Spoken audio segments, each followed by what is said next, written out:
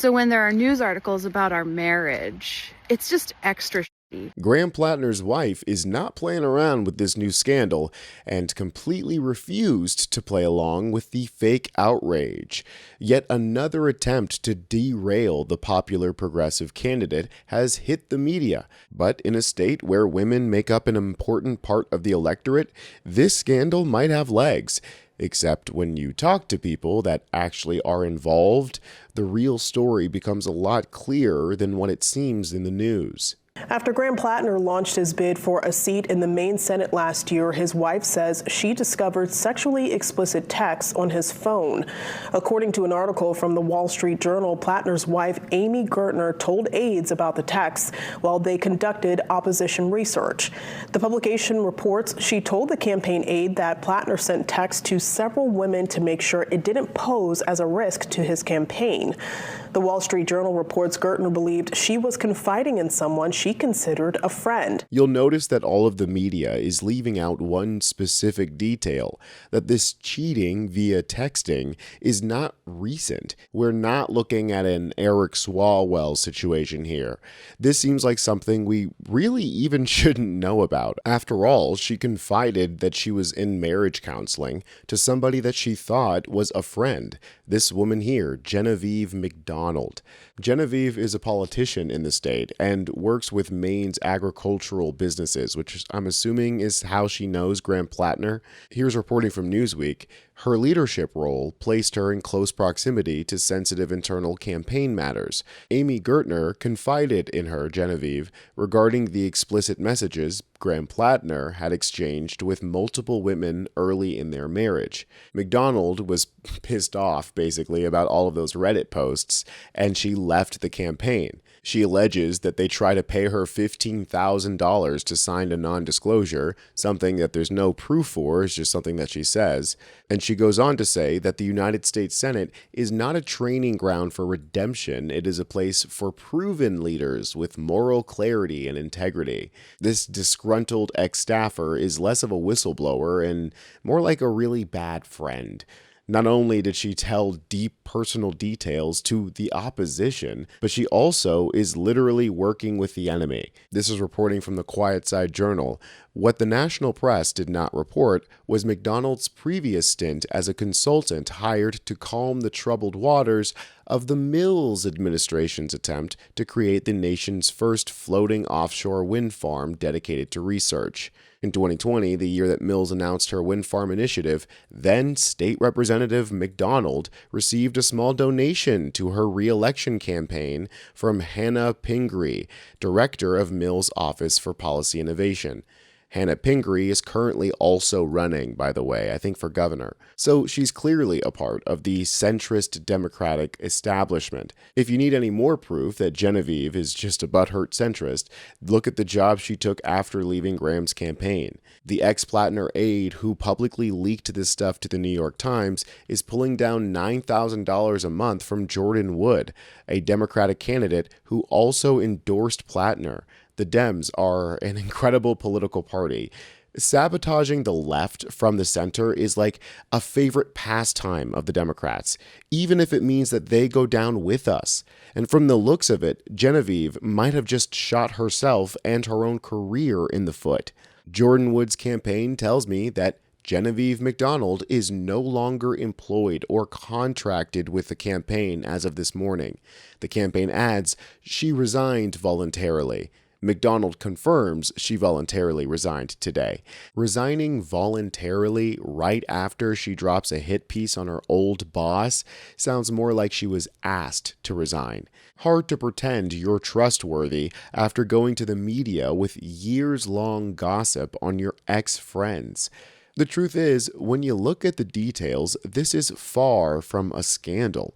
But the Democrats are acting like he's become persona non grata. Let me ask you, do you have concerns with the weight of all these controversies that it may jeopardize Democratic hopes to get that Senate seat in Maine? Yeah, I have concerns. That guy has questions to answer, and that's what campaigns are for. You don't even have to wait for the answers to come from the campaign. Amy will tell you herself to fuck off. As leftists, of course, we hold ourselves to a higher standard, But that means that people on our right think that they can approach us in bad faith. But that's not going to work anymore. This is woke 2.0. You can see how bad faith this is from all the replies, like from Laura Loomer. The truth is, this cheating situation was from years ago at the beginning of their marriage. They've been to counseling, they have therapists, and that's what loony Laura Loomer thinks makes them crazy and not qualified to be in the Senate. She says if you need a therapist to stay together and be sane in day-to-day life, then you should not be in the U.S. Senate. Listen, I think if you don't have a therapist, you shouldn't be anywhere near Congress. Admitting that you made a mistake, owning up to it, and seeking help is exactly what you should do, especially if you fuck up your marriage. Platner and Amy appear to have reconciled whatever they went through and are now standing together to fight back against this bad faith gossip. Graham, we heard saw Amy's video last night about this situation, the story in the Times and the Journal. What would your statement be at this point? It's no surprise to me that the establishment media outlets are just going to run gossip instead of wanting to talk about the things that actually matter in this race, which are the material realities that the Mainers are working with. These people are going to try to make this race about anything but what it's supposed to be about, which is policy. They never want to talk about policy. Amy and I have a very loving and very happy marriage. They would very much like to try to rip that apart. They're going to come after us in every awful way that they possibly can. And we're just going to keep talking about the fact that the hospitals are closing, the fact that child care facilities are closing, the fact that teachers and nurses aren't paid enough, and the fact that everybody down here continues to work harder and longer and get less. But of course, the powers that be do not want us to talk about that. And so they're going to just do gossip instead. But the stories are true, right? About the texts? No, this is the amazing part. The Wall Street Journal and the New York Times ran stories without any evidence besides the gossip from a former staffer. I'm sorry, that's frankly renata, malpractice. We pushed back on it, they won it, they did it anyways. Renata, do you have a question? So are you confirming that the messages did not exist? What's that? The messages, they did not? I'm confirming that what Genevieve McDonald said in the New York Times is not true. So you never met with her about uncomfortable, for lack of a better word, sexting messages as the campaign was going? We talked about things in Amy and I's marriage that we've gone through over the years. We talked about that because that's our marriage, and we discussed it with the campaign. What Genevieve McDonald claims isn't true. Everyone with sense is immediately mocking this attempt to stop the inevitable. If the right are going to elect a literal child predator and the centrists are going to surround themselves around people like Andrew Cuomo, then why the hell would I give a shit if someone has had marriage issues years ago and have gotten over it? The man is offering free childcare, universal health care, a democratized economy. Why would we just turn our backs on that? Redemption is a part of our politics. So everyone online understands the assignment and is already making jokes about this whole thing, about how they already forgive him. He can do no wrong. I mean, hell, if his wife forgives him, then who the hell am I to judge? It's their marriage. And plus, I can't even begin to describe how little people actually care about this off the internet, even in the demographics that Platner needs to win the most. In the very article breaking this scandal, they say, so far there are few signs that Platner's previous remarks about women are hurting him. A poll released last week showed that Mr. Platner is leading Collins by 9 points and 20 points among women. 20 points above Collins with women. He's more popular with women than Max Spice lip liner. I'm not sure what they think we expect from an ex-Marine oyster farmer. We know he's not going to be perfect. Voters don't want perfect.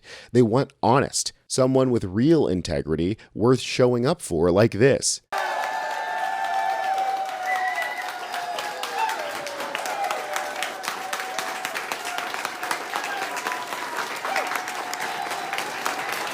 His momentum isn't slowing down. The people have had enough with the decorum games and the electability politics.